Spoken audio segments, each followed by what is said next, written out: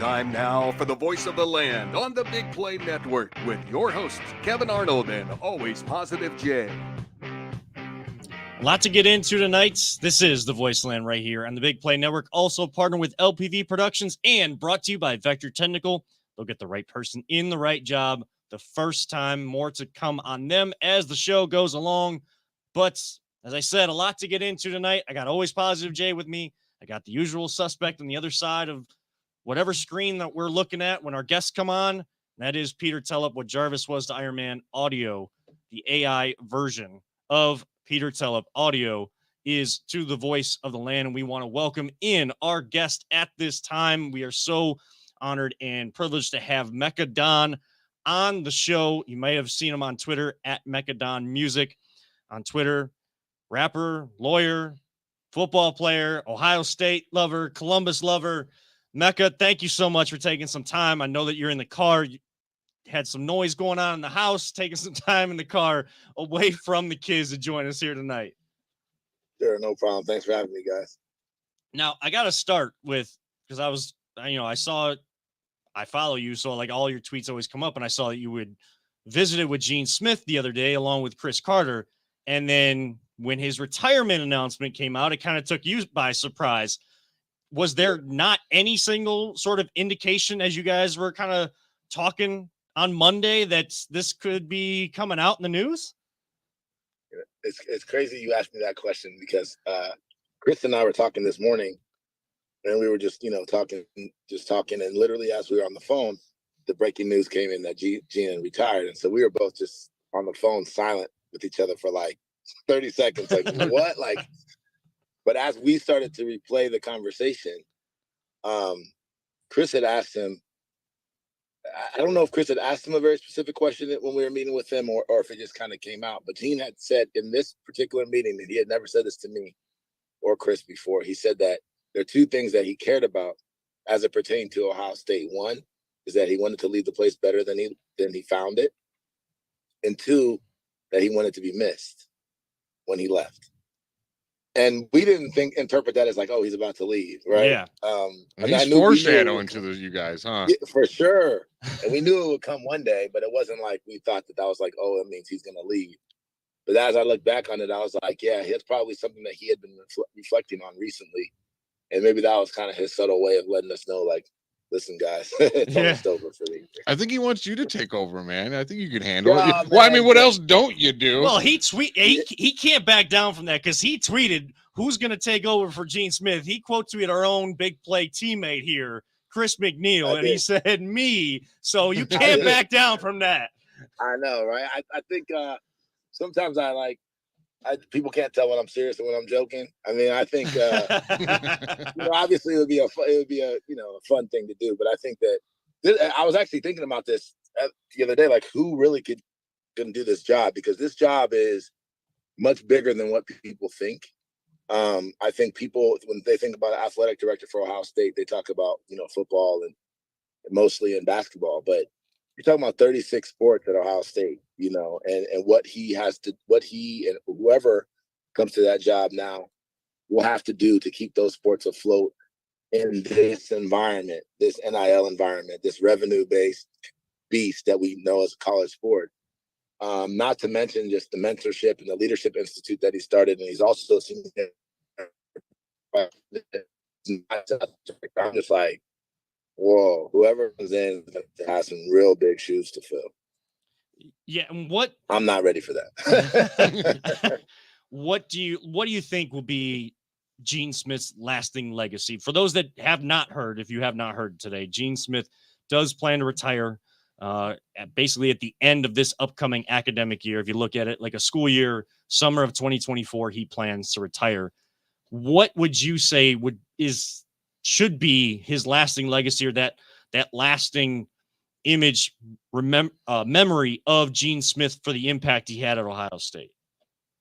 Yeah, so I think I liked how you phrased the question. You said should be. I think, but when you first started asking the question, you said what will it be? And I think what it will be is it really depends on who you ask. Mm-hmm. I've actually did some anecdotal research on this today, just looking at different posts, and I think NBC4 posted something on Facebook, and I went and looked at some of their posts, and I was like, whoa. Some people were so happy, and I was just like, okay, that contingency is out there. And then I saw another post on LinkedIn, I guess a different type of crowd, and and everybody was like, "Oh my God, Gene, you're the greatest, so you're going to be missed." So I think it's really, and that's the type of thing that's hard about this type of job. It is political in nature, right? It's almost like asking what's the legacy of a president going to be. It's like of the United States. It really just depends on kind of who you ask, what their values are, what they care about. If you feel like he should have done something different with Jim Tressel, then maybe you hate him. You know what I mean? But if you're looking at it, there are a couple of different perspectives that I look at it. One as, him being an African-American man, one of the very few across the country to actually hold that type of position. And the fact that he's lasted, I think, 19, almost going to be 20 years by the time he's retired, through multiple different scandals with coaches, navigated the waters and of college sports and how it's forever changed and continued to grow and expand the university and the conference. And then you look around the landscape of college sports in particular, and you have real institutions like Stanford, for example, who are struggling to figure out what to do next with all this conference realignment. They literally, nobody wants them really, and they don't, as prestigious as they are. So it's kind of like understanding also that, like what he did to make sure the brand never faltered to a point where we became Michigan for what they had become until they beat us the last couple of years. You know what I mean? Or what we became Florida State, or one of these former powerhouses that's no longer that. That's not guaranteed. So for me, I think it's amazing leadership. Did we agree with every single thing that he did? No, but that's not really the point, right? Who's going to get everything right? That's human nature. That's human nature. We're all going to make mistakes. He's just on a higher platform. And it's interesting that you say those things because, no one's ever going to be perfect. But basically, he is, if you're going to look back at some of the scandals at Ohio State, I mean, what school in the big limelight has not had a scandal? And sometimes even getting around before NIL with some of these guys trying to find a way to make ends meet with just stipends and an academic scholarship. There's still things they need to purchase and all that type of stuff. I mean, these ADs are kind of from my eyes, they're kind of operating as if they have to look at themselves like a professional sports organization at the amateur level when you're at a big school like the Ohio State University. So I feel like he has navigated that well. And Mecca, I mean, you said Stanford. Stanford is, they don't know where to go, but everyone's looking at conference realignment like with just the football teams. They're not looking at all the other sports, and Stanford has been so successful in all the other sports. And I think a credit to Gene Smith, when I'm scrolling through Twitter, Ohio State athletics, they do a great job. And I know Gene Smith's probably behind it of highlighting how many great teams they have and when teams are doing well outside of the football and the basketball, the ones that get the money grab and that type of stuff. Spot on. And then also one other thing too, just, this is something that maybe people don't know, some of the things that he's actually done and implemented as it relates to NIL with the other sports, not the big high revenue sports, but developing programs for like a golfer to make money in their hometown, maybe put together a golf clinic in their hometown. Maybe they're not a hero at Ohio State's campus, but in their hometown they are. Putting things together like that, programs like that, to make sure that they're participating in this landscape as well. Those are the things that a lot of people don't know and that they don't talk about. Some people just frankly don't care about it, right? Which is fine too. But for me, those things are very, very important. Now, you played at Ohio State, and I believe your last year is 2001. Mm-hmm. So you literally just missed out on the national championship, didn't you? That's got to be rough, right, man. I don't know. Like, you had fun. Like, don't get me wrong. You've got to play at Ohio State. But, like, I was actually living in South Florida when we won, right in the Florida Keys. Yeah. And all I had to hear about for months on end is how they're just going to destroy us. And rightfully so, they could talk because that team was a damn super team. Yeah. What are your... I think... Like... Yeah, so it's crazy. So it's done for a little bit. But honestly, I'm very honest with my career. I only played football 1 year in high school, and I came in as a preferred walk-on. I had a full academic scholarship to Ohio State. I could have gone other places in smaller schools, not like big schools, and played. But I really came to Ohio State for the experience and for the network. I knew I was never going to necessarily touch the field, and that wasn't really the point for it for me. So that being said, even if I had made it that far along, I wouldn't have played. It'd been cool to be on the field and stuff like that, but it wasn't. I was just happy for the guys because I knew obviously a lot of the guys, and for a lot of them, a lot of my teammates, that was their dream. These are kids that have been playing football since they're 8 years old. You know what I mean? It's kind of like the thing that they had always dreamed about. So I was able to kind of reconcile it ultimately that way. I mean, yeah, it would have been cool. Obviously, we know that, but I was really happy for the guys, especially. Yeah, I had to ask because one of my best friends, he went to OSU right at the same time you did, and he literally graduated your year. And he's like, man, of course, they'll win the national championship after I leave school. I'm like, hey, man, that's your luck, bro. I don't know what to tell you. I was having fun razzing all the Florida people down there. But, I mean, like you said, you're having conversations with the great Chris Carter, who's like one of my all-time greats. And I'm over here listening to you talk about having conversations, jealous. I'm like, man, this dude, he's just talking to Chris Carter on his phone. Like, you can't beat that. That's what you get when you play at Ohio State. That network is huge. Even if it's not sports, it's anything. Yeah, we're just building our network now, Jay. Yeah. Like, Mecca's got a much bigger network already than us. Yeah, that's one of the things that I think you're spot on with that. Like, so quick story on Chris. So Chris and I are actually business partners now, and full time. And what's amazing about that is, like I said, I was a walk-on. I was the lowest on the team. You know what I mean? Like I wasn't. You were a soccer player, weren't you? Yeah, I was. Kevin is the soccer player here. Yeah, that's right. Okay. Yeah. So like, that network and kind of that fraternity that you come into, some people will treat you like the walk-on forever, right? But most guys don't. And Chris and I, we're not even anywhere close to the same generation or whatever. So I didn't know him when I was there, and I didn't really kind of meet him until much later on, just when I was doing like some of the Jew stuff and some of the other stuff with Ohio State. But even then, we didn't know each other that well. But I'm gonna tell you a quick story. So last year, I was in Dubai with my family, visiting like a couple of different things. We've been out there a couple of times, and we have some connections out there. So we go. I think that was my third time going, and I posted on Twitter that I was in Dubai, and Chris sees it, and he sends me a message and said, "Oh my gosh, I'm going to be in Dubai tomorrow." What? Like, can I curse on the show, by the way, or no? I'm like, what the heck? How is that possible? It's not even like I said, like London, like Dubai. You're going to be in Dubai tomorrow at the same time. So he's like, yeah, I'm hosting a wealth management conference. I want you to come as my guest. Meet some people, stuff like that. So I was like, all right, cool. So literally the very next day, and for the next like 2 or 3 days after that, I was with him and his brother, and they started telling me everything that they were doing, and he was transitioning out of TV into a lot of other things in business. But before I left there, he was like, look, I need you to be my business partner. And I was like, all right, and I was like, well, let's see what that looks like. Because, I've been an entrepreneur since 2007. I worked at a big law firm when I graduated, and then I left, and I've been on my own. I've done different things, but I've never actually worked officially like with somebody like that. Oh, I read your wiki, dude. Like, it'd be easier to tell you what you didn't do. Yeah. Than tell you what you did do. What don't you do? It's really the main question. That's what we've been building to this whole time, Mecca. What don't you do? Well, I don't get scared easily. I'll tell you that. That's one thing I don't do.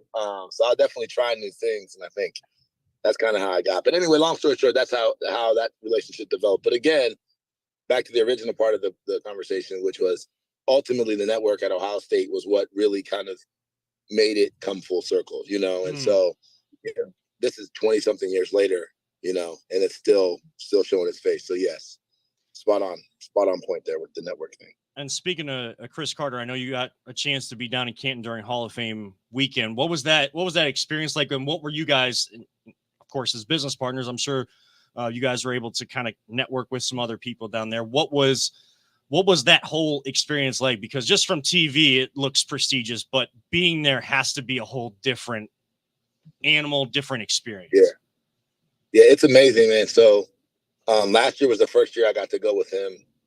And now it's just going to be an annual thing. Because yes, we're business partners, but we're also friends. We get along really, really well. So we just, go and hang out. And there are different events there. So they have like, the official ceremony, they have a dinner, they have a party, a private party at the hotel. They won't even let hotel guests come in the lobby, people who are staying there for their party. Yeah, it's nuts like that. Like, so you go in there and it's every Hall of Famer that you could imagine, like last year, LT, Jerry Rice, just hanging out with these guys. It's crazy. Emmitt Smith, Warren Sapp.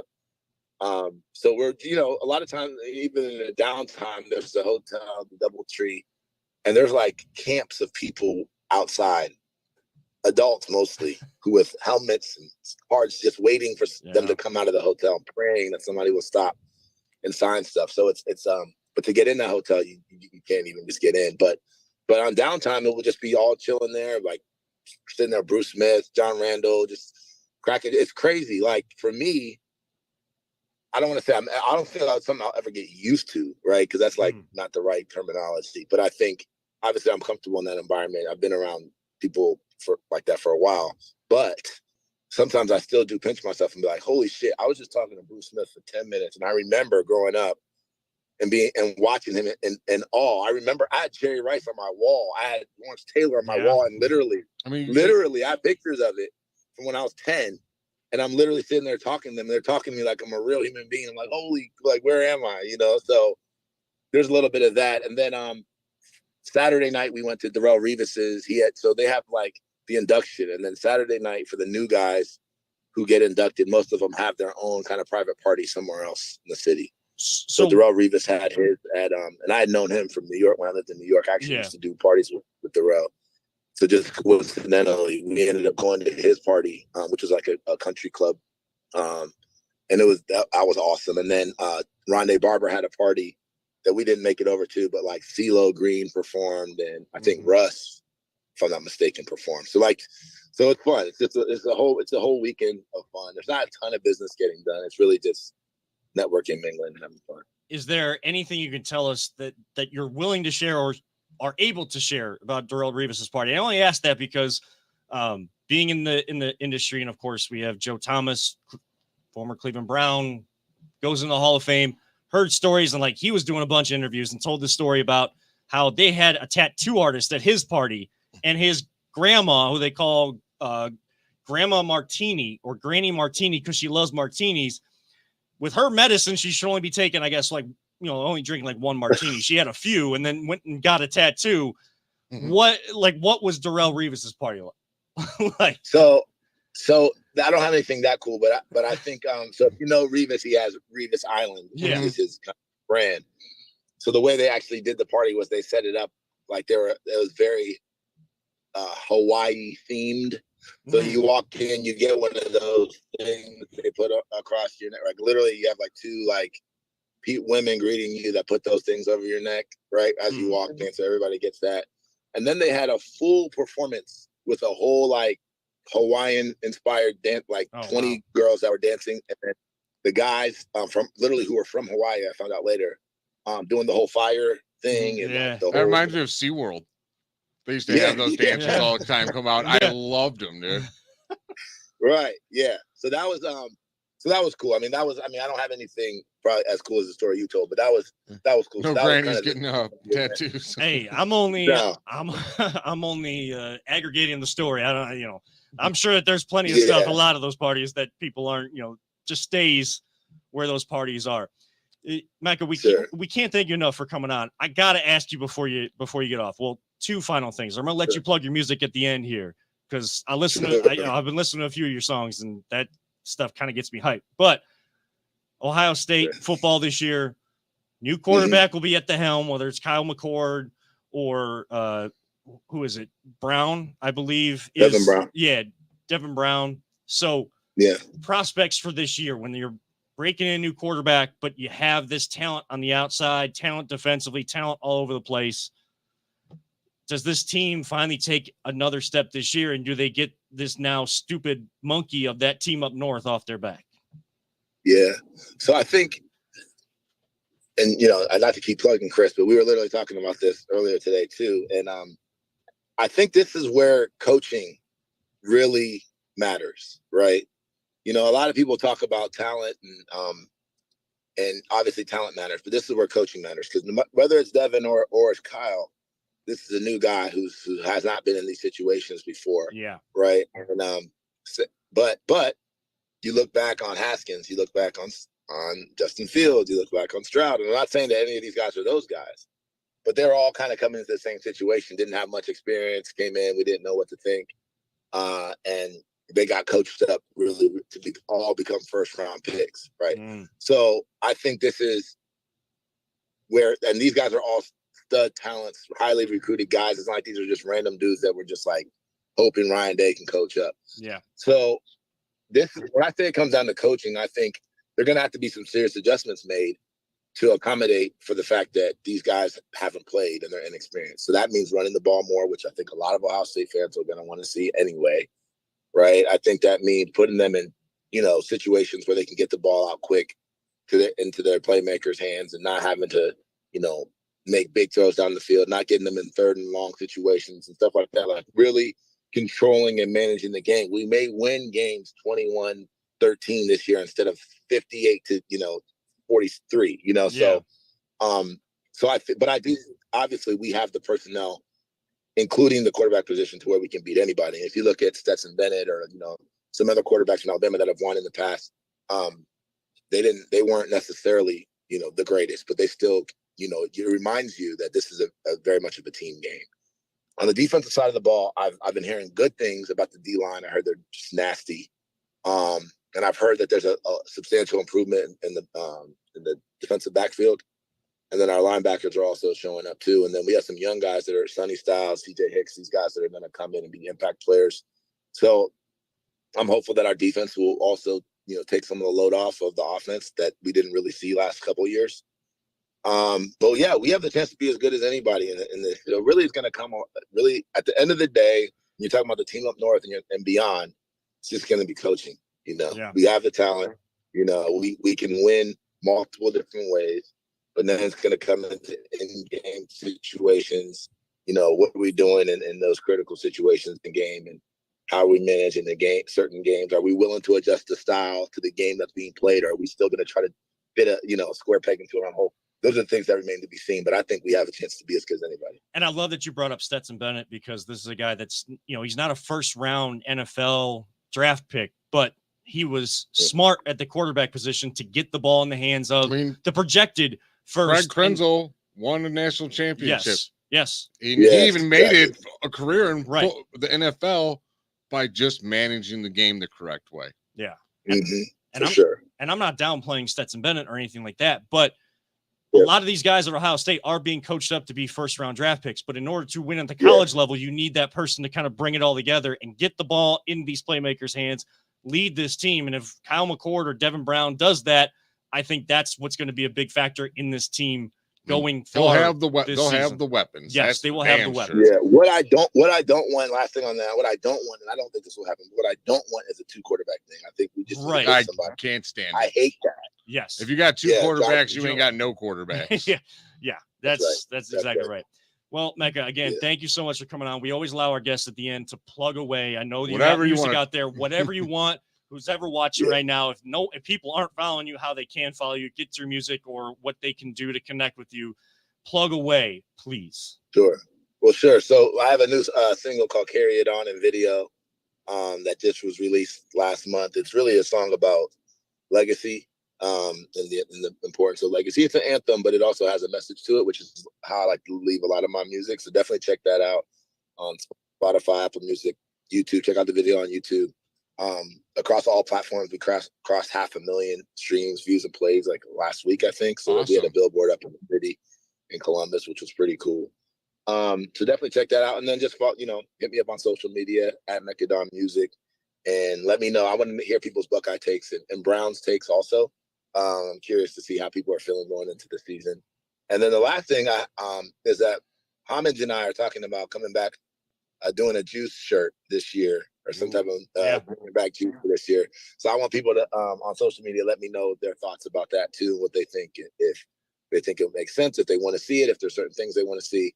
I'd love to hear from people on that too. So, well, Mecca, this has been absolutely awesome, and we'd love to have you come on again, maybe during the football season at some point. Kind of get a little taste of what the Browns and the Buckeyes look like. So mid-season about, and kind of come on and give your thoughts so we can kind of bounce back and forth. We'll just bring you on and just bring you into the conversation instead of a interview type thing. Love to have you come on and be on the show again. And thank you so much for taking time here tonight. Sure. No problem. Hit me up. Have a good one, guys. All right. Appreciate you too. it, man. Thank you so much. That is Mechadon. You can follow him at Mechadon Music and get his music all across all those platforms. Of course, you can always listen to us on Google, Spotify, and Apple as well. It's a long segment. We got to hit a break. It's a great segment. We titled this show talking about Browns breaking news. We're going to get to that. Let's come back with a short segment. We'll do what I kind of mentioned for our ending segment and give a little bit more time for fun. We'll do that next. Get to the Browns at the top of the hour. This is the Voice of the Land on the Big Play Network. Whether you're looking to hire new talent or start a new career, Vector Technical has you covered. Vector Technical is a 28-year-old staffing firm that has helped thousands of job seekers advance in their career with reputable partners throughout Northeastern Ohio. Vector Technical is more than just a temp agency. With an above-average hire-in rate of 1 in 4 candidates, Vector works hard to connect the right person with the right opportunity the first time. Vector Technical hires for skilled manufacturing and light industrial work and is sure to have a career that you've been looking for. To learn more, visit our website at www.vectortechnicalinc.com. Welcome back to the Voice of the Land right here on the Big Play Network. Had a great time talking with Mechadon Music on social media. You can follow him, former Ohio State player, won a state championship in soccer and football. So the real football and the American style of football. He is an entrepreneur. He's a footballer, man. There really isn't anything he doesn't do. And that was an absolutely awesome segment. Now, speaking of the real football, I'm just going to get this out now because I feel like we need to dedicate the proper amount of time to the Browns. So this is going to be a short segment. I can let you guys react just to get back on time because we are always way off of any sort of. No, never. Luckily, we're not regulated by anything. Yeah. But yes, the women's soccer team, the U.S. women's team, bowed out at the same round as the men did. And I told you, Jay, I kind of teased you. No one else heard this, but I said, I need to come clean or correct myself for how I was thinking. No one heard what was going through my head when they first lost. We were texting a little bit, but no You're one probably holding back. Didn't really get to talk about it. Was I frustrated? Was I angry? Yes. Is it an absolute disappointment? Yes. And I think these players would tell you that. But I was really, really angry and frustrated and upset because the women's side, I've been campaigning, getting up on the platform for them to use what they do and the success that they've had to champion the sport of soccer, the sport that I absolutely love because they do it right. And we saw the exact opposite. I would say there was maybe sometimes a little too much focus on the suits that they were provided with by Nike, the pregame fit. They were a little bit more focused on that. TikTok, because they knew that they're such a dominant team. It never felt like they were trying to take things to that next level, knowing that, yes, we are good, but we have to go out there and prove it because teams are getting better. They didn't put their foot down and dominate like we all expect them to. But my frustrations really settled down when I saw a clip on Twitter. I hadn't seen the whole interview, but one of the U.S. women players that I know a lot of fans were missing from a lot of the injuries that they had, Tobin Heath, who was one of their midfielders. She's been doing a podcast throughout the World Cup, and she had on one of the players from Sweden, from the very team that knocked the U.S. out. And I can't remember her name right now. I'm not going to try to butcher a Swedish name, just like I wasn't going to butcher Mechadon's real full name. Like that would not be respectful. I didn't want the challenge. I was damn good. I told you we might try, but I decided against that very, very quickly. So I'm not going to try to pronounce her name, but she is a longstanding member of the Swedish national team. She's a captain of that team and came on the podcast and said, basically put everything in perspective. The reason why Sweden won, and you're seeing some of these other teams that weren't expected to do well in this tournament do well, is because of that U.S. women's team. and some of the players that are on there and the players that have come before them, because they have been the example to all other nations that want to continue to show that across the pond, soccer is still king, queen, whatever crown you want to put on it. That's our sport. And the U.S. is taking that from us. But also, they are doing things the right way. They're doing it so well. They are the role models. They are the example. So to hear that, it put things in perspective that, yes, I still reaffirm what I've always thought is that while I love both national teams, both sides of it, men's and women's, I've always liked the women's side more because of the fundamentals and the success that they have, but developing players the right way and every new wave that never seems to be a drop off or anything like that.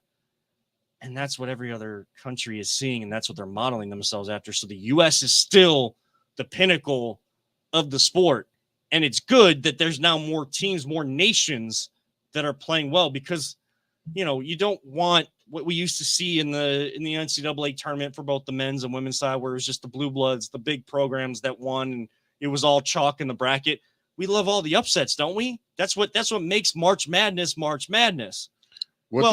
That's what you want to see at every other level, that everybody's play has been risen because of what the U.S. has put out there from the women's side of the game. They did the exact same thing that Tiger Woods did.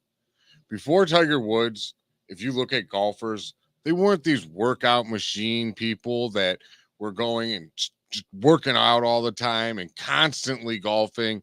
Like Tiger Woods, all these great golfers that he can't beat now, mainly because of other reasons, but early before injuries and all this craziness, all these great golfers have risen up because of Tiger Woods. Yes. The competition was brought up because of him. That's exactly what those girls did. And that's why I told you when I was watching the game along with you out somewhere else, but I told you I got real annoyed when people were just going after him. And I think a lot of it had to do, it's like their political side into it, and that's what happened. And they just were waiting to just come at him. And if you don't like him because of that, whatever. But don't sit there and say they were just a terrible team and a disgrace to this country. Because, like, dude, you won the last two. That is hard. Yeah. That is not common whatsoever in World Cup. It's never been three-peated ever in men's or women's, and it has been going on a long time. So that tells you when you're doing stuff like that and you two-peat, not only are you rising up the competition, they're all coming at you. You're the target. You're the one they want to take down. Every person you play, they know you're the best, so they have to bring above their best. They have to be 120% nonstop if you're going to beat the mighty U.S. women's team. And could they have done better themselves? Sure, I'm guessing. Yeah, I'm not a soccer pro. That's your expertise. Yeah. I'm not going to come out here and try to break it down like that. But to sit there and some of these people that came after him, like, dude, come on, play some little respect. They were the 2-time winning champions, and I think they won one before that, even, or maybe two. Like, yeah, it was kind of the people over the hill, over the top. Right, the people that get to be highly critical are people like Carly Lloyd that played for the team and still care about the team. You know, when she says something and called out the team for having that draw in the final group game, and that's why they were in second place in their group instead of first. When she calls them out, it's not just because she wants to get on TV and use a platform just to, have a hot take. That's not a hot take. That's a captain, a former captain, long-standing member, over 100 appearances for the U.S. women's national team, that still feels that in her bones, feels that connection to that team, wanting more and wanting what she is saying to get into the leadership within that team. And we saw a much better effort in the game. They just couldn't.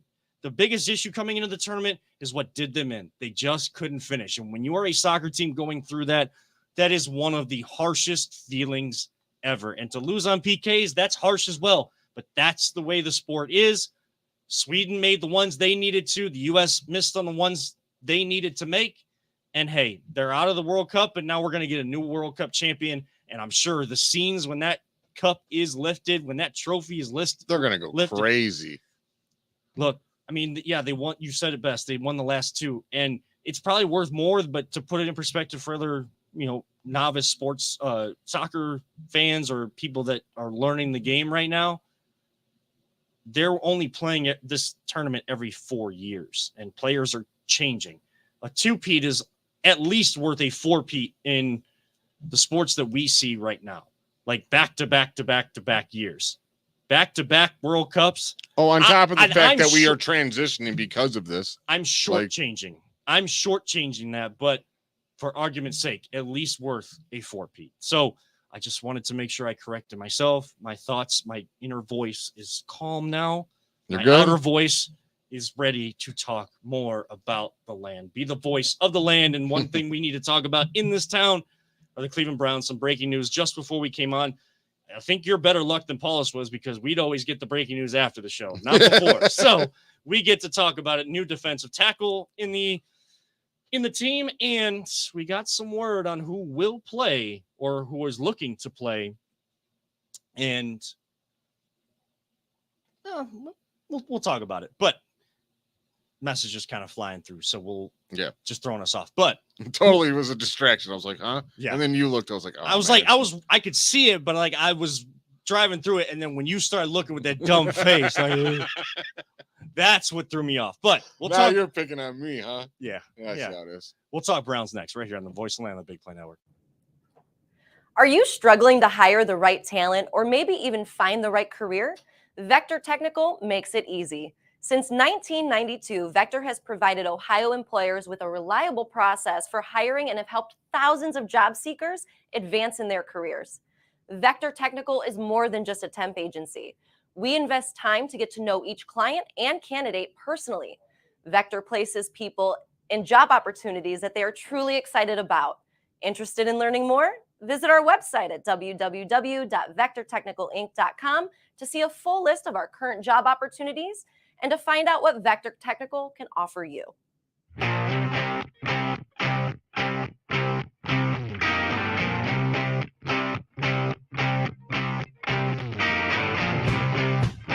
Get your gear at voiceoftheland.com/shop. Welcome back to the Voice of the Land right here on the Big Play Network. And I mean, we got to talk about the team that's the main team that's in town. I mean, it's a football town. I'm representing both today. I'm going to Hogwarts. So. Hey, you're a wizard of what you do, bro. Yes. I'm gonna steal that. I'm gonna steal that. But breaking news just before we came on: Browns, of course, dealing with some injuries along the defensive line. A couple defensive ends, Isaiah Thomas and Alex Wright, both undergoing arthroscopic knee surgery. Expect to be back early on in the season, but we know that that's especially up the middle, more defensive tackle than defensive end, like those two are. That was an area where this team was thin. And if you watched last year, they were real thin. Yes. Now the Browns signed Shelby Harris, who had played for the Seattle Seahawks, I believe, is the latest one. Yes, Seattle Seahawks.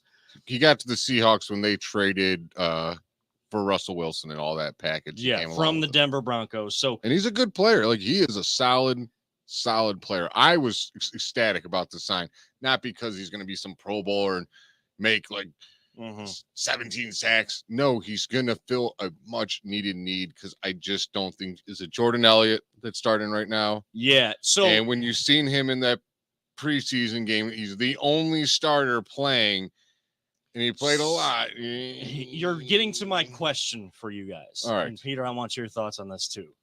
Does this signing tell you more that this team is trying to plug holes from now injuries that they've seen in training camp? Or is it more a knock against some of the players they currently have on this roster, not the ones they brought in this offseason, but the ones that were still here, like Jordan Elliott and who's the guy recently released guy we just had. Who's the guy from Ohio State, though? Oh, Tommy Togiai. Yeah, Togiai, players like that we were left wanting a lot more from last year. Which one? This move tells you which.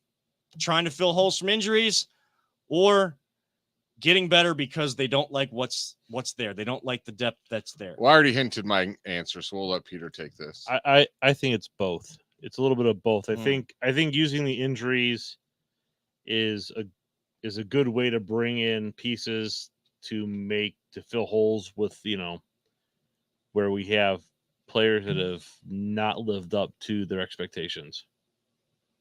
I think it would have happened no matter what. If those guys You didn't really get do? injured, I really think they still would have signed him. They brought him in before the two guys got hurt. And once, why can I not think of his name? The guy who went off and got in trouble, and then we had to kick him out. Oh, Perrion Winfrey. Perrion Winfrey, thank you. I'm was like- already forgetting the guy. I'm like, I just He was saw a moron and it was like deserved. 2 days ago when I saw injury designation releases. I don't know these names. I've never seen these people in my life. Like, Once that one nudged it, but Yeah. I think Schwartz is in here and he's like, these guys ain't gonna cut it as starters, like for what I want to do with my defensive line. Like I need a legit starter. There's a guy out here, and I think they went and got him for Schwartz, to be honest to God. well, and we talk about it all the time. Don't talk about it, be about it. Mhm. And if this is something that Jim Schwartz pushed for, because what he is seeing, what he wants out of his defensive line and what's available to him, he's not getting. He can use some of those pieces as rotational, but he needs something else to really get accomplished what he wants to get accomplished along that defensive line. And we know how good his defensive lines have been as a defensive coordinator. Well, now that's a credit to him. That's something that even that's waiting for the season. I need them to prove it to me. I can get somewhat at least excited about if that's the case, because look, you brought this guy in to impact your team. You needed to change your defense. You needed to change the culture of your defense. And if he's already he's already having that kind of impact to bring players like this in, that a lot of people, as I scroll through Twitter and social media right now, absolutely loving the signing. If this is a Jim Schwartz, feather in his cap, okay, what are we going to see when this defense is really, really whole and out there and all the starters are actually playing? We're in preseason. We won't see that until Cincinnati. And we're going to know. And we will know at that point, because, hey, if Joe Burrow even plays week 1, I hope he does. If I'm going to beat someone, I want to beat him at their best. Yes. I definitely want Joe Burrow to play, and I'm only wishing him all the best in his recovery. But if his injury doesn't allow him to play week 1, and you're playing against the guy that you should dominate him. Cleveland teams always make the people we've never heard of look like absolute superstars. I cannot have another Bailey Zappi. Is that his name? Yes. Third string quarterback. Bailey Zappi. Yes. From Joe Western Flacco. Kentucky. Marcus Mariota. We can't have these guys beating us. The bad Joe Flacco. Let's put that on there. I mean, Joe Flacco beat us a lot, but that was when he was, young, Super Bowls and 20 years ago. But with the Jets, and you allow him to come back last year, that killed me. I can't. We got to move on. Yeah, it won't mean as much, but at least if they dominate a quarterback that they should dominate, okay, like that's as bad as it sounds, that's a step forward for this defense. So each feather in the cap or each progress step, and that's what they're trying to do. That's why the cliche is always there. We're taking it a day at a time. We're just trying to get it better, rep by rep, day by day, because you actually need to do that. If you don't improve upon what you did the day before, and you that's your best day, well, guess what? You're not going to be in it at the end of the year. Now, we will get a chance to see, however long it is, Deshaun Watson and some of the starters. It was announced, and Deshaun Watson said it himself. Then Coach Stefanski finally said it. He's been being asked about it since he kind of indicated that the second preseason game and the fourth preseason game, we'd probably see the starters. He never officially said that until today. Deshaun Watson will be there. Outside of the I word, and I knock on wood still, even though I didn't say it, what really should be the goal coming out of this game for whatever group of starters plays? First and foremost, come out of it healthy. That's the most important thing. Yeah. I said outside of the I word. Oh, that was one. I was like, I don't even know what you're talking about. But you clearly don't listen all day long. I stole that from somebody. Sorry. Yeah. Other than that, you just want to see him look smooth and not all. You don't want to see him throwing in the ground anymore like he started out last year. You want to see all right, this dude's clearly been working his butt off all season, and he's taking a bigger step. We've already had the S-bomb dropped tonight, so you can I know. I almost said it, but I'm cool. I don't even care about that because that just made the whole story. Yeah. Yeah, I just want to see the offense run smooth. I'm not the defense. I think all the play calling is going to be bland. They've already said it. You're not going to see what they're releasing and what they're doing. Probably see a million more screen passes, but I just run a nice smooth offense. I mean, the videos that we've seen, if they win or lose. The videos that we've seen, and you can only take that with a grain of salt because again, you know what I want to see? Cade York make his field goals. That's what I want to see. I love Cade York, but I got to see him start making your field goals, bro. So here's what's weird. I tend not to go back and watch film or whatever. Like I even though I have the games recorded, like I'm not one of those people that watch them again and again to break it down because that's not a sport that I'm going to be fully breaking down. But if there's something I can break down in the game of football, it's kicking. And I actually went back and I saw the video on Twitter and I scrolled across I did it extra slow-mo for myself to see like when the foot planted and all of that. Yes, I'm a nerd like that. Like I will do that. I could tell, and it's no excuse. I could tell the plant foot did not plant right, slid out on that turf when they're practicing on natural grass all the time. There is a thing there, but that's why your equipment staff and you better know when you go out there for pregame warmups, are these cleats working or not? And if you're feeling something, even something off, you should be changing those cleats when you're changing surfaces that you're normally used to. So the plant foot kind of slid out, but I'm still surprised that ball went right because when he struck it and it started going end over end, it was going dead center. And I don't know what he did. He must have sliced underneath it and knuckled the ball partly because when you do that, that's when it starts out where you want it to go. And then automatically just in the middle of the air, just does whatever, just does whatever, just takes a wrong direction. I've shot a soccer breaking ball. Down kicks with Kevin Arnold. I've shot a soccer ball where that's done that many times. I thought, oh my gosh, I struck this so well. And then why is that going right? Why is that? Oh, that's a field goal. That's not one of these days. I was watching that game, that soccer game. We have to discuss how the hell do you soccer players bend the ball like you do? It is incredible. I didn't realize how much you wrap your foot around the ball. It's insane. Y'all are crazy.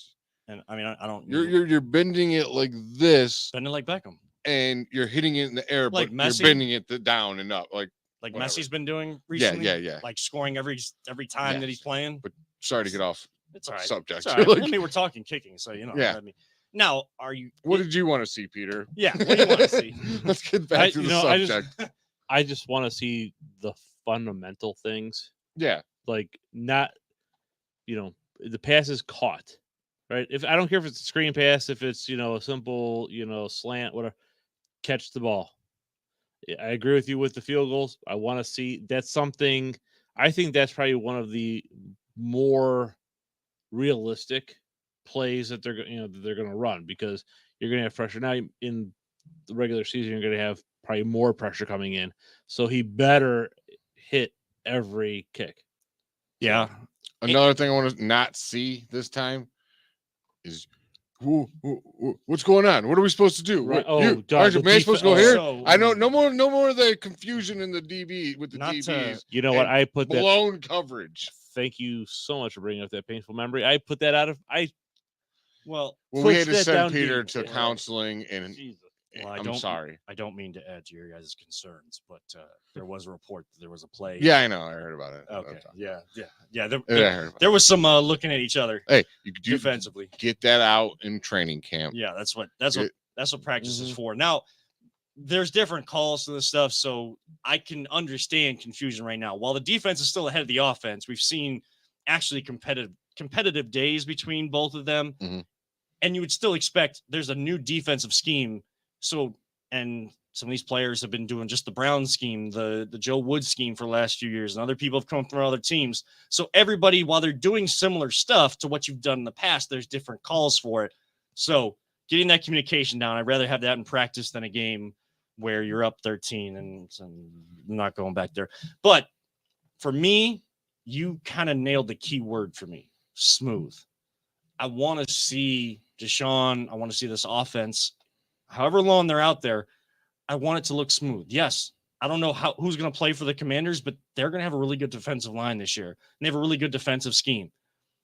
You're going against someone else. Finally, these starters are going to go against someone else just looks smooth. It doesn't. You ever seen Tom score, Brady in a he's- preseason game? He just methodically just boop, boop, boop, boop, boop, Yeah. boop, touchdown. Well, That's what I want to see. Doop, doop, doop, doop, doop, doop, doop, doop, doop. Nice smooth plays. Let's get a completion here. whether they completion get a here, touchdown or completion a score or not, getting just in scoring position, I real wanna easy. Yeah, I want to see I want to see a smooth drive put together. And if it stalls, it stalls. They're still working out a lot of things. They're changing the offense from what it was, anyways. Stefanski's changing his own offense to open it up for Deshaun Watson, so he's got to get used to it too. So I just want to see it be smooth. Whether they come out as a winner or a loser, just please don't overreact. I know I'm telling people what to do right now, and we don't usually do that. Just the overreactions to a preseason game. This is going to be a process. You mean putting is it DTR into the Hall of Fame already? Yes. Is that the overreaction? I love DTR, but DTR is in the position he should be. Third string quarterback, possibly contend for the second at best. Deshaun Watson is your quarterback. However you feel about him, however I feel about him personally and off the field stuff, he is the quarterback for the team we root for. Oh, I got another one. Man, it just popped into my head. I want to see Demetric Felton take that third string running back role, friend of show, and He's just got the opportunity now. Yeah, because now he's just running back, and I think that's best for him. And Jerome Ford is injured, so he's Exactly. going to be getting more of the And I second want to strings. see him take advantage of that opportunity. I really root for this kid. He's hardworking. He's a good kid, and I just hope he has a great preseason Because game. I would love to have him on the show again, so we can Mhm. then consider him friend of show. So you got to have him on twice to be friend of the show. That's the rule that I've heard. This unwritten rule. I don't know Yeah, whether we believe it or not. soon to be friend of show. Soon to be friend of show. Mecca Don and Demetric Felton. Yes. We go to break one final time here tonight. What are we going to talk about next? I have no freaking clue. But hey, Yeah, we probably should have thought about that. we but probably should have. this is sometimes when the best stuff happens. So what will happen? Tune in to find out. This is the Voice of the Land, the Big Play Network. Are you looking for a career in manufacturing? Vector Technical has you covered. Vector Technical is a 28-year-old staffing firm that has partnered with some of the biggest and the best companies throughout Northeastern Ohio. The recruiters at Vector Technical will coach you through the entire job process and will help you land an opportunity that you are truly excited about. Vector does not add any additional fees and offers benefits as well as free online skills training through Penn Foster. To learn more, visit www.vectortechnicalinc.com and make sure to check out our job board to see a full list of our current opportunities and apply.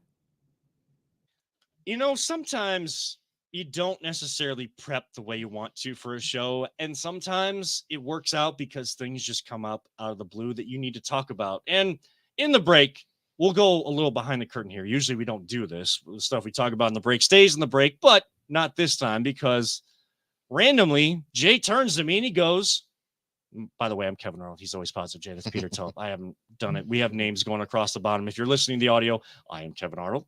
You are. Always positive, Jay. And you are. Peter Tellep. Audio. Thank you very much. He turns to me and he goes, "Do you ride roller coasters?" And I said, "Yeah, like I'm afraid of heights and I deal with motion sickness, but yeah, I ride roller coasters. I love roller coasters. I just take my Dramamine." And he goes, "You know, they really give me, and last experience I had, I haven't done it in a while because it gives me really bad vertigo, but I want to try it again. I want to see if it's just a bad day." What are these super pills you were mentioning in the break? It's like Dramamine. It's just strong Dramamine. It's really strong Dramamine, more or less. I got from the doctor. It does knock you out. It makes me pretty sleepy. So how do you stay up to ride the rides? And just bear through it. That's why, like, I get the less drowsy Dramamine, like the one in between. There's the regular Dramamine, less drowsy, and then there's these crappy ginger pills that don't work at all. That's why I got sick going on our honeymoon to Disney, because I was riding the plane. I didn't bring the Dramamine. I forgot to bring it with us or left it in the wrong bag, put it in the bag that was in being checked for the flight. It was going all the way to Orlando. And so in the airport, I bought all they had was the natural Dramamine, which are the ginger pills. I'm like, okay, but like people say like that's good for you, so this should work too. Nope. Had to have Jana go on her Google phone, go to Google Translate for our Uber driver, translate, "My husband's about to puke, please pull over," on the side of I think Interstate 4 down in Florida. Yes, I literally got sick because I took the wrong Dramamine. But I have to do the less drowsy because I don't want to be falling asleep either. I've taken the real one, and boy, did I feel drowsy. Yeah. So that's my goal is I got to get back on there and try it one more time and just hope that maybe that day I was just going to get vertigo no matter what. And I was on the brink and whatever happened.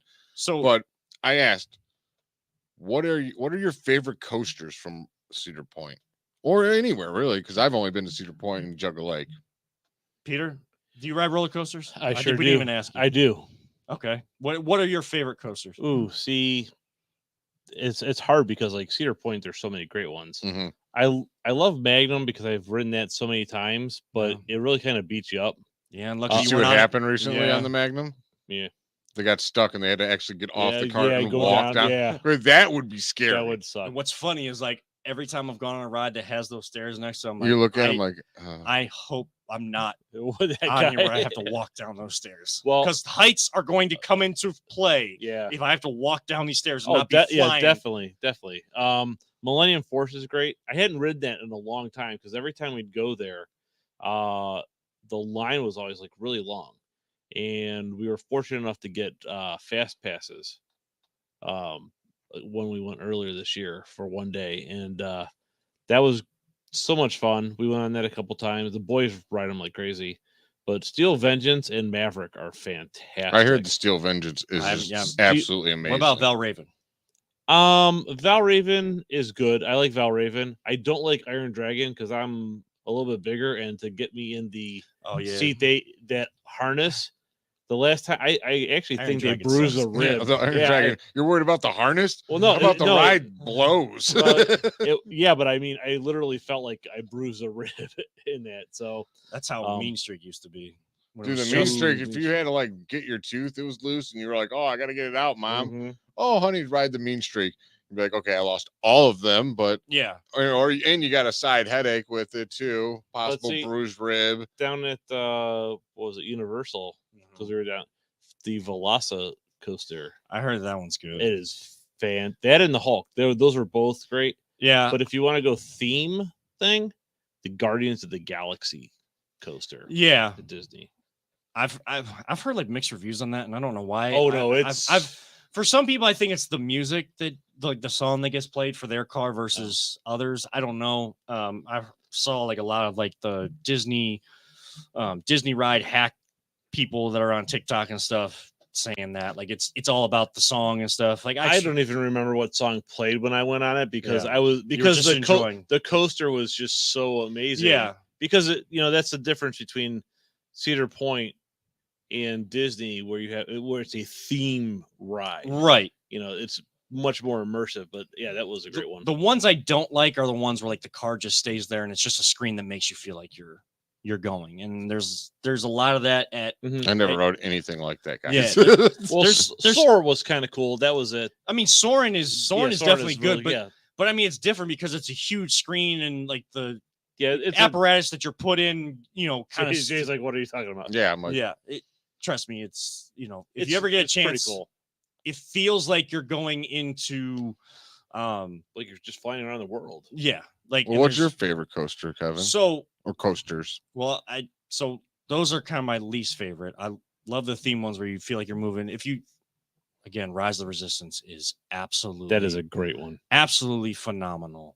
And it's an experience. If you're a Star Wars fan, it is an experience you need to take on. I did not do the Millennium Falcon ride because if it's just, I was told that was just a screen, but then other people said it's not quite that, but it was good. It was not as good as Rise of the Resistance. Okay.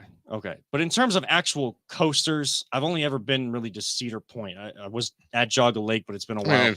Is there anywhere else you really need to go when it comes to coasters? Big Dipper was fantastic at Jogga Lake, but the best was the end when you'd be like, out of your seat, out of your seat. Yeah, I always loved that. Well, that's the thing that kills me on Magnum because it's just like you're just beat up at the end there. Can you on the second hill of the Millennium Force when you go over the crest? Can you keep your arms in the air and let yourself come out of that seat 200 feet in the air? I can't. No, I'm a wimp. I'm like, and I grab on real quick and then I let go as we're going down the hill. So and you guys know that like I'm afraid of heights. I love the Millennium Force and I love Maverick. I feel like those are my two favorites. I haven't had a chance to try Steel Vengeance and some of the new stuff yet. I know Top Thrill 2 will be a little bit different. I didn't go on that because of heights and because it was so quick. Like I want an experience. I want to be on a ride for a little bit. But anytime you go up a big hill like Millennium Force or even Maverick or one of those rides, I have to close my eyes. I'm not someone that's going to look out and enjoy the views. I'll give you this. I don't care what you do. The fact that you're afraid of heights and you still go on there. Yeah, really. I don't care. That's so real quick story before you give yours.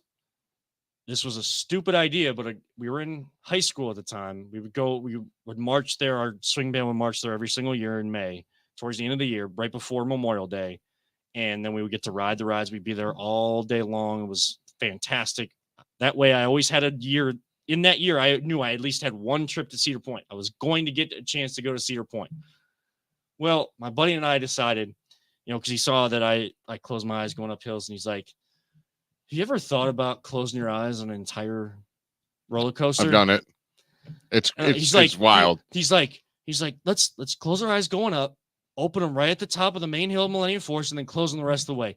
Boy, was I messed up because I didn't have the Dramamine at the time.